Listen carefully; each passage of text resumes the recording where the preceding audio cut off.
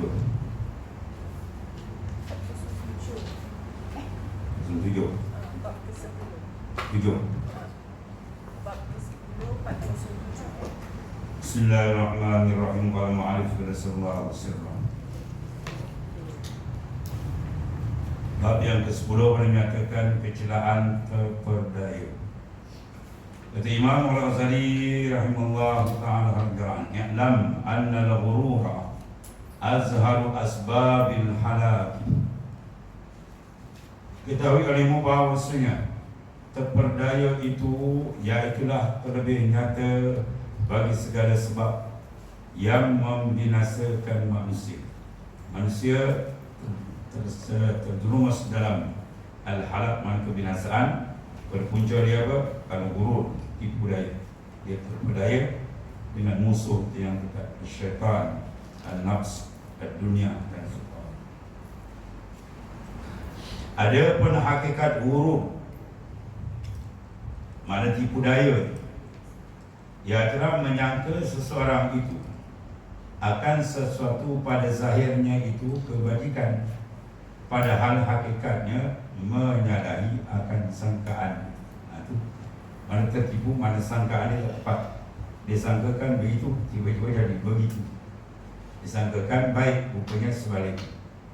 Seperti yang disebutkan oleh Hujjatul Islam Al-Imam Al-Ghazali dengan katanya, wal ghurur ay ya'taqida syai'a ala khilafi ma huwa bih wa huwa naw'un minal jahli wa sukunun nafsi ila ma yuwafiqul hawa minal khayal wa syubhah.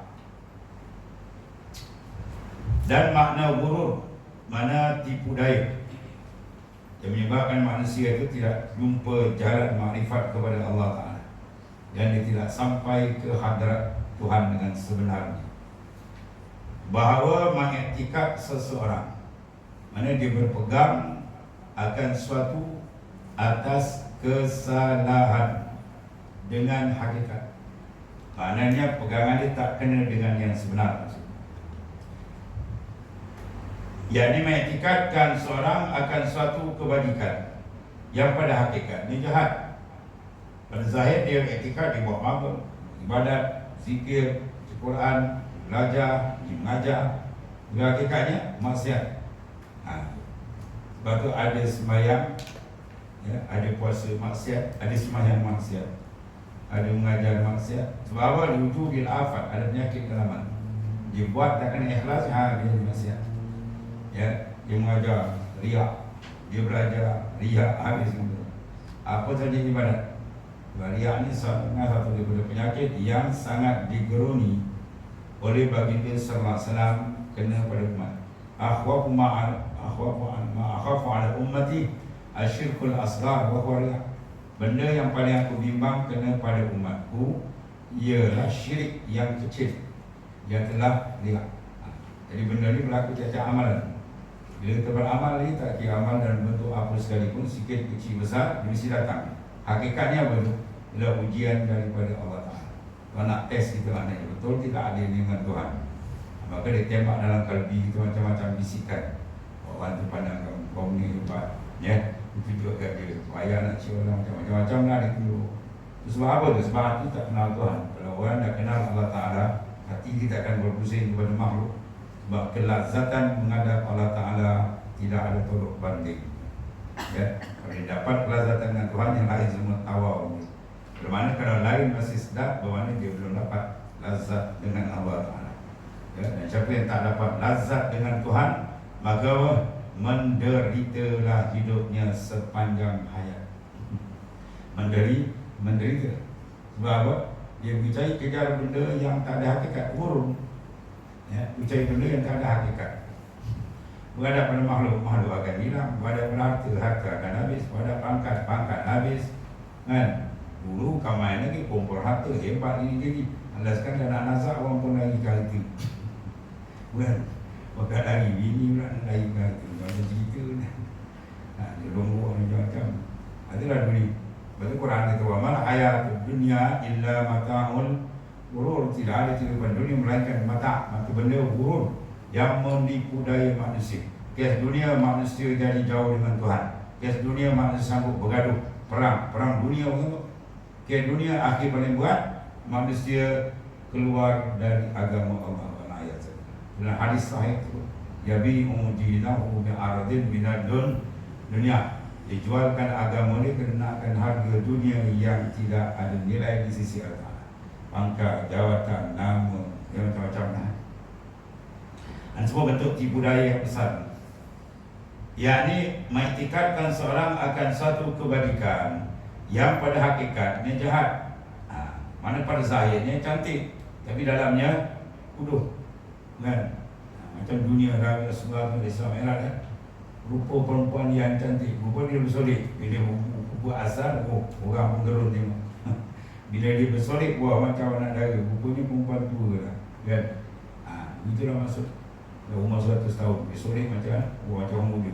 Tapi hakikatnya itulah dunia.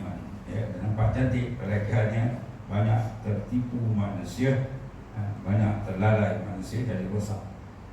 Maka dengan dia jadi terpedaya, dan iaitulah sebagian daripada berbagai-bagai jenis kejahilan dan suka nafsu. Itu semua kejahilan. Sebenarnya tak ada orang jahil, tak payah belajar, tak ada nafsu kan. Ya, tapi itulah kebinasan, merosakkan akan.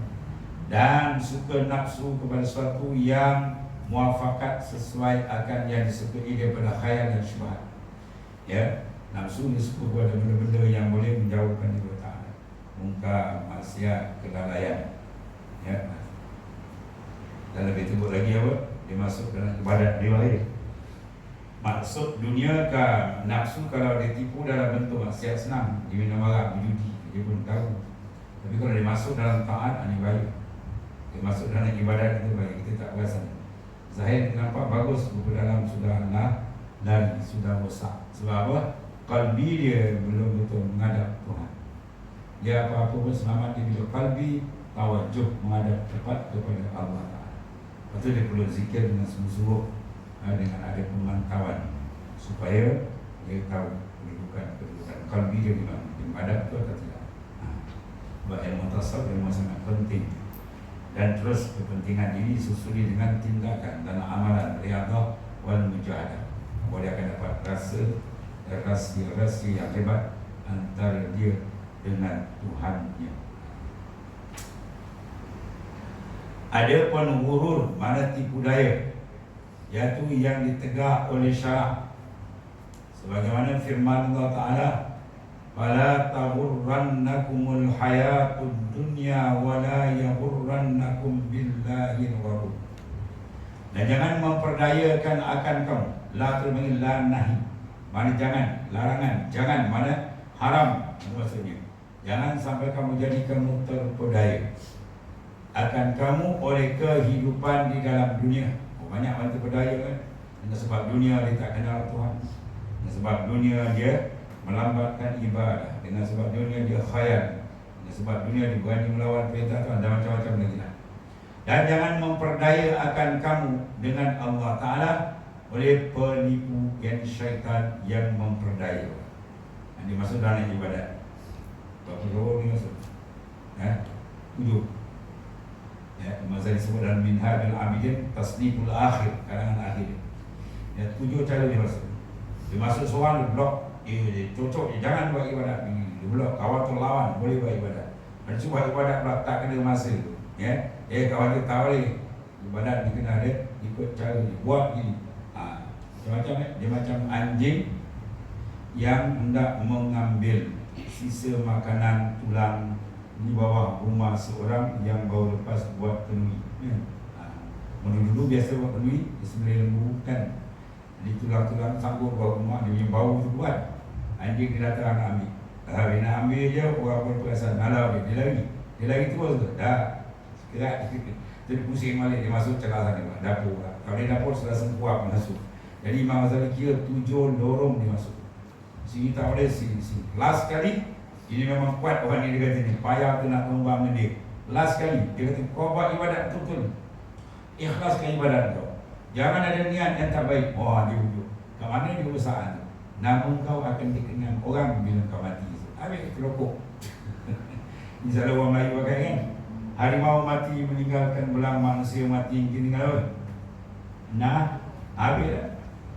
Dia ada kalbi dia niat, aku mati esok, orang ingat aku, habis, habis musnah seluruh amalan. Ya, sebab dia kata, man lam yataghalghal bihazin ulum maka musiran alal kabair wa huwa la ya'lam. Ya, kata Syekh Wahab Asy-Sya'rani, ulama besar, wali besar. Karena siapa yang tidak mendalami, memerhatikan betul-betul perjalanan kalbi ilmu tasawuf ni, maka dia mati dalam keadaan mengekalkan dosa yang besar-besar. Ya, wa huwa la ya'lam, padahal dia tak perasan. Sama lah kalau kita orang yang dia penakut pergi jumpa doktor, kan? Oh, tak nak lagi. Pada ringgit lala dah terbaring, cek, berangkai semua ni, jantung ada, apa lagi, buah pinggang ada, kencing manis ada, muka pun macam terkorak, dah cek kencing manis 30, apa tak? Kan? Cengkung, jalan berat dan mengetau, macam stroke, macam-macam ni kena. Sebab apa? Kita nak dekat doktor pakar, dia buat balik sendiri. Ada seorang sahabat tu meninggal, dia kena kanser bawah dalam, dia pakai ubud, ubud tin-tin dia meletup di dalam. Oh, habis, jalan terus. Cek budak tu, rupa ni kanser, bahaya. Dia ingatkan ubud megak-megak je tukang ubud ini. Lepas ini dapat RM50 kan. Oh, ini, lepas tu meletup kawan tu, cek orang tu, oh lain sakit. Menyesal ni, hati nak buat kan. Lepas tak jumpa pakar. Tak jumpa pakar terjadi. Jadi pakar rohani kita dalam lebih besar daripada pakar jasad. Doktor jasad, kita jumpa pakar supaya kita sihat. Bila sihat, manusia baru suka sihat. Dia dapat menikmati nikmat dunia dia. Tapi kalau luput dalam ni, nikmat akhirat rosak, lagi bahaya tu. Kalau tak jumpa, siapa pakar dalam gulungan arifina billah, orang yang betul-betul kenal akan Allah. Siapa dia di kalangan para awliya, contoh macam Hujatul Islam Al-Imam Ghazali, Syekh Joni Al-Baghdadi, ya, Syekh Ahmad bin Idris, Muhammad Ba'u, semua wali besar dan dunia semua kenal. Mereka ni orang yang sangat arif, ya. Dia ni dengan jasa, tengok ni, Imam Ghazali satu keistimewaan ihya yang kita pegang ni, kitab dia ni kan, ulama lain tak buat, dia buat masing-masing ada keistimewaan. Apa dia buat sini? Dia rangkaikan 3 ilmu dalam kitab ni, ya. Dan kitab ihya ni, kitab saya ni, bab pertama dulu kita dah jawab, bab usul Sublin, kemudian di tengah bab fiqh, di ujung di akhir tasawuf. Cukup. Mana kalau ihya ni ataupun misalnya kita faham betul beramal, masya-Allah. Ya. Meletup makam ni dan nanti kedudukan dia dengan Allah Taala. Ada pun ulama lain pun dibuat cara masing-masing. Ya, kadang bahas fiqh tu tinggi-tinggi tapi fiqh ya. Ada usul dia bahas tinggi tapi usul dia ni. Imam Ghazali buat dia buat cara dia. Tiga-tiga ilmu yang penting ini dikumpulkan dalam kitab ni. Ya, saya besar lagi. Kalau Syekh Ibn Athaillah asalkan dari pula hikam dia buat pelik pada orang. Kalau dia buat pelik pada orang, satu kitab dia tu, di belakang tu dia buat munajat. Ya, dia buat bentuk munajat yang mengumpulkan semua makna kitab dia daripada awal sampai akhir. Cara Ibn Athaillah asalkan dari pula. Masing-masing diberikan ilham yang cantik oleh Allah Subhanahu Wa Taala kepada kekasih-kekasih awliya ni. Jadi barang siapa yang tidak memberikan tumpuan pemantauan, ya, terhadap benda yang sangat mahal, kalbi kita tu, roh, sil kita tu, yang dia layak untuk berdamping, mengenal, berdamping, berdekat dengan Allah Ta'ala. Kalau kita tak pantau ni, nyanyi lagi, permata yang mahal kita buang tengah longkang je. Ya, benda tak berharga pula kita jaga. Batu apa? Batu boli tu jaga, harga 30 sen. Yang ni harga 300,000. Itu maknanya lah, ya. Itu buat kita beri pantau betul-betul satu mutiara besar hakikat diri kita tu, yang dipernamakan dalam Quran berbagai-bagai nama. Qalbi pun nama dia, sir pun nama dia, syarab pun nama dia, ya. Mengikut keadaan peringkat kedudukan lagi tinggi diberi nama yang berbeza, tapi hakikat dia sama. Seorang tu, ya, nama dia Muhammad, ya. Isteri panggil dia abang, anak panggil dia ayah, cucu panggil dia dah. Tu orang sama je, ya, orang yang sama je. Itu maknanya. Kalau ni sebab pangkat pula, dia pegawai keselamatan. Mula masuk private, lepas tu last kopra, lepas tu apa, sarjan, lepas tu meja, lepas tu apa, bangku. Apa atas lagi tu tak tahu. Ini maknanya apa? Orang yang sama. Tapi bila naik-naik, dia ubah nama. Itulah kalbi kita. Kalau kalbi yang teruk sangat, dia panggil Ammar. Dia panggil nafsu ammar. Naik sikit dia panggil lawwamah. Nafsu yang mula mencari jalan kebenaran dan mencela kejahatan, tapi belum tetap. Ya, dia jalan lagi, dia dah bermula dapat ilham. Dia kena tes banyak dan sudut banyak. Ya. Ilham datang balik. Nanti dia panggil nafsu mulhamah. Dapat ilham yang baik. Dia speed lagi, dia bersih lagi, dia cuci lagi, boom, meletup naik mutmainnah. Itu hebat. Itu paling tidak nafsu awal bagi para awliya. Dia kalau mati dalam mutmainnah memang confirm syurga. Tuhan panggil, ya ayat Tuhan nafsul mutmainnah inji'i ila rabbika radiyatan mardiyah wadkhuli fi ibadi wadkhuli jannati. Wahai nafsu yang tenang, ya kembalilah kamu kepada Tuhan dalam keadaan redha diridai, dan masuklah kamu dalam hamba yang terpilih, dan masuklah kamu ke dalam syurga. Dengan syarat kedudukan mutmainnah bila dia menghembuskan nafas akhir. Nafas di akhir keluar dia, taraf dia dalam mutmainnah. Kalau kena umur kita di akhir kita tak tahu. Kadang orang di awal cantik, di hujung dia rosak. Kadang orang di awal rosak, di hujung cantik pun ada. Jadi kiraan tu di hujung. Oleh kerana itu kita makin dekat sentiasa dengan kali penghujung, kan? Makin dekat dengan pintu kubur lah. Maka supaya kita sentiasa membersihkan sedikit demi sedikit, harap-harap dalam keadaan malakul maut sampai kita cantik bersih diterima oleh Allah SWT. Maka nak bersih, di antara dia apa? Kena jaga ni lah. Pemotor dia apa? Pemotor huruf di budaya nafsu dan syaitan. Dia memotorkan kedudukan kita dengan Allah SWT. Dan lagi firman Allah Ta'ala, wa gharratkumul amaniyu hatta ja'a amrullahi wa gharrakum billahil gharur. Dan memperdaya akan kamu oleh cita-cita kamu berkendakkan kekal di dalam dunia. Perangai manusia, dia kalau boleh panggil apa? Dia nak tongkat tanya, tapi galah dia pendek, tak baik. Ya, sebenarnya daripada ayat Tuhan apa? Mendedahkan. Qul innal mauta alladhi tafirruna minhu fa innahu mulaqikum. Katakan olehmu ya Muhammad sallallahu alaihi wasallam, innal mauta alladhi tafirruna minhu. Sesungguhnya kematian yang kamu ni nak lagi beri. Terutama siapa? Orang kafir. Orang kafir tak beriman ada di akhirat. Itu berangkat dia ingat dunia tu pas sedap. Dia sebut mati juga takut. Kalau kita jumpa Cina kafir juga Islam kan, nampak lain macam nama. Macam mati ke. Jangan sebut lah sui dia. Dia kata sui, besok rupa dah terjongkang. Dah qalu inna lillahi. Dia juga takut mati.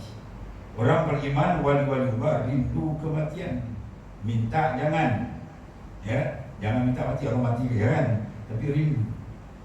Kekasih kita siapa? Wa Rasulullah SAW. Di mana sekarang? Ada atas dunia lagi? Para sahabat hebat-hebat yang kita kasih, ada atas dunia? Tak ada. Wali-wali besar, ulama besar, guru-guru kita semua dah balik. Kita bila nak balik? Bila aku nak tongkat langit atas dunia lagi? Ada makna. Kalau mengenang satu maknanya apa? Kalau kamu betul kasih orang, mana kamu cinta nak apa?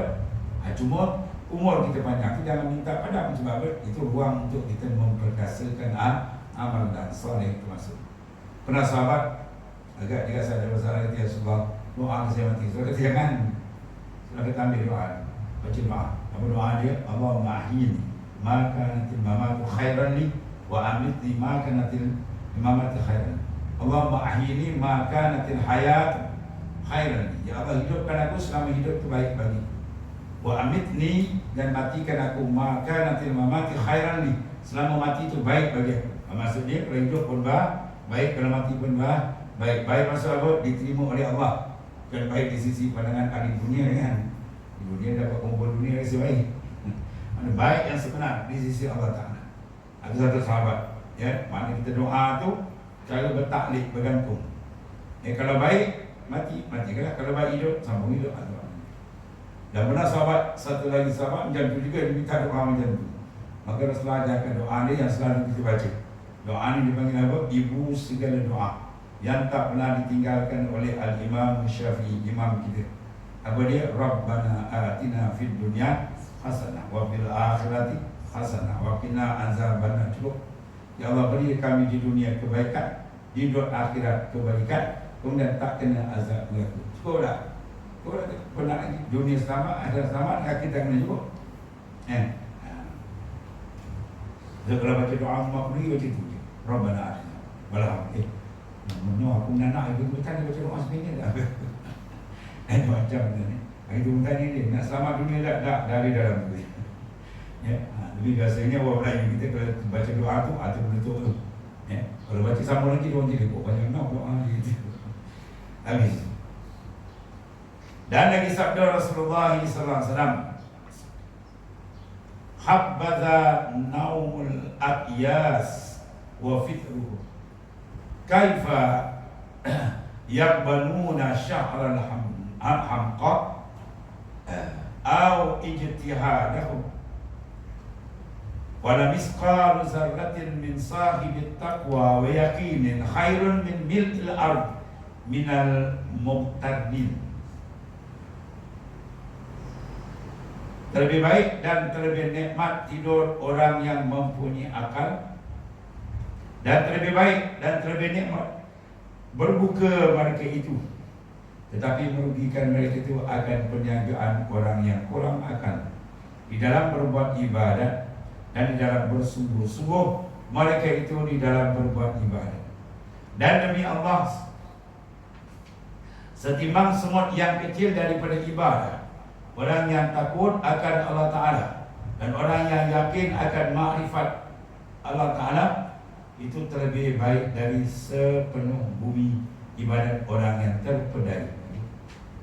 Jadi maknanya miskala zarrah sikit aja ibadat, tapi Masya Allah keluar daripada orang yang betul-betul bertakwa dan yakin imanan dia tinggi, lebih baik daripada orang yang tertipu. Al-Muqtarin, sebab Imam Ghazali ada satu kitab dia apa nama Tanbihul Muqtarin, peringatan bagi orang yang tertipu. Maka di situ Imam Ghazali sebut semua golongan. Orang jahil tertipu sebab ini, orang ahli ibadat tersebut ini, orang alim tertipu sebab ini, orang semua ada. Ya, jadi maknanya kita sentiasa berdepan dengan hakikatnya apa? Ujian daripada Allah Ta'ala. Ujian Tuhan datangkan, ya, satu peringkat demi satu peringkat untuk menguji.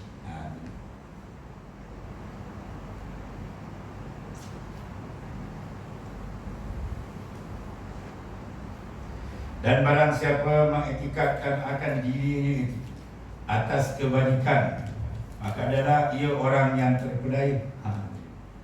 Dia tak cakap dengan orang, tapi hati dia ada berasa aku ni okey dah. Kita rasa okey, jawab dia KO. Ya, kita jangan beri sedikit pun perasaan merasakan kita ni hebat, kita ni pandai, kita ni cerdik, kita dah cukup, jangan. Bahkan kita sentiasa memandang kekurangan.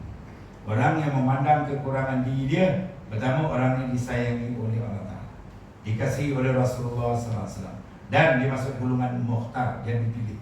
Ya, itu adalah hadis yang disebutkan. Iza aradallahu bi'abdi khairan faqqahahu fid din. Satu. Wa zahadahu fid dunya. Dua. Wa basarahu yubah. Tiga. Apabila seorang itu Allah Ta'ala nak pilih dia jadi baik dunia dan akhirat, selamat dunia dan akhirat. Yang pertama tadi apa? Faqqahahu fid din. Allah Subhanahu Wa Ta'ala sendiri menepuk pintu hati dia, Tuhan kuit hati dia, Tuhan gerakkan hati dia apa? Minat mencari ilmu Allah Ta'ala. Ya, terutama ilmu dalam masalah mengenali Tuhan, akidah. Dan masalah yang kedua ilmu urusan ibadat, ilmu fiqh. Dan yang last sekali, yang hebat sekali apa? Memelihara dua-dua kali, ilmu tasawuf. Tasawuf dipanggil ilmu tauhidul khas. Ya, untuk pergi bertauhid khas kepada Allah. Itu di antara apa? Tiga perkara. Kemudian hati dia pula zuhud terhadap ini. Maknanya dia mengambil kemanisan dengan Tuhan, bukan kemanisan dengan harta dunia. Maknanya dia tak akan gadai agama Allah dengan dunia. Dulu. Yang ketiga yang kita bincang, apa dia? Wa bassarahu uyubah. Allah Ta'ala buka kalbi dia, hati dia, sentiasa memandang kekurangan dirinya sendiri. Ini payah ni, ya. Payah bukan senang ni. Bila kita berbual orang ni macam semua saksi nak tunjuk dia hebat. Orang ni sejak dia habis. Ya, satu, dua orang wali kita ni. Bukan kita, tak nak kita. Wali, dua. Ya, itulah Syekh Hasan Al-Basri dan Fudail bin Iyad. Kedua ni wali. Dia mengadakan satu perjumpaan muzakarah. Dan itulah ni orang alim dan dia orang hebat.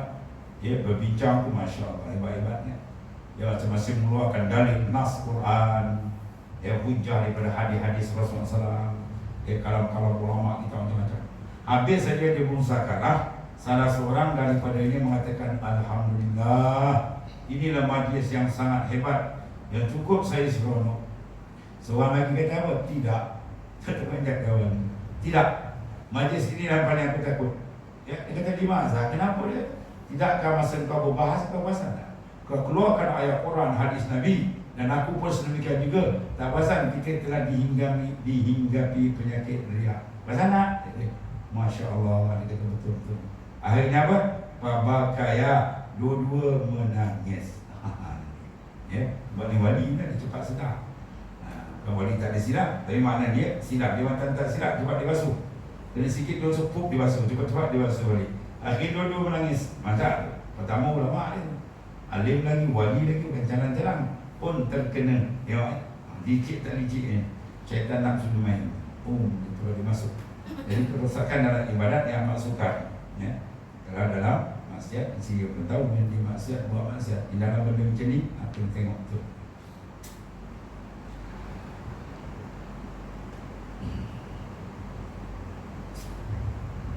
Sebab Amirul Mukminin Sayyidina Umar Al-Khattab dalam pemerintahan dia jumpa Sayyidina Salman Al-Farisi. Ya Salman, kau tolong sebutkan dalam kepimpinan aku selama aku menjadi raja, menjadi sultan, jadi Perdana Menteri ini, apa kesilapan dan apa yang orang komen terhadap dia. Kita suka orang puji kan, tak, dia nak orang komen supaya aku tidak berat di akhirat Rasul menanggung. Apa kata Salman Farisi? Ya Amirul Mukminin, wallahi demi Allah, tidak ada satu pun yang tidak akan melainkan ke bawah betul tepat dengan syariat Allah Ta'ala, kecuali satu. Satu aja ada aku terdengar pertikaian orang komen. Ayo, dia kata silakan apa ni? Satu hari kau makan 2 lauk. Itu je lah. Dia makan 2 lauk dah kena komen. Dia makan cukup satu meja, lagi tak penuh. Nampak bulan puasa, kalau boleh dengan meja-meja dia angkat balik rumah. Kan? 2 lauk dah kena komen, Masya Allah. Lepas tu tak ada aku makan lagi 2 lauk. Itu senang. Kita pula belum jadi menteri, atas lagi bawa sikit. Kali table satu je 5,000. Ya, itu macam pegangan. Ya, lepas tu kita rasa aku ni hebat apa. Yang nak banding orang dulu aku pun tak ada. Sebab satu ulama kata kalau kita dapat mengikut sunnah Rasulullah SAW 10 atau 20% ni, sudah banyak penyelesaian hidup kita akan selesai. Bukan banyak tu, kalau 25% ni, bayangkan. Bermakna kalau ulama cakap itu, kita ni berapa persen kita ikut. Yang sangkut, sangat sangkut.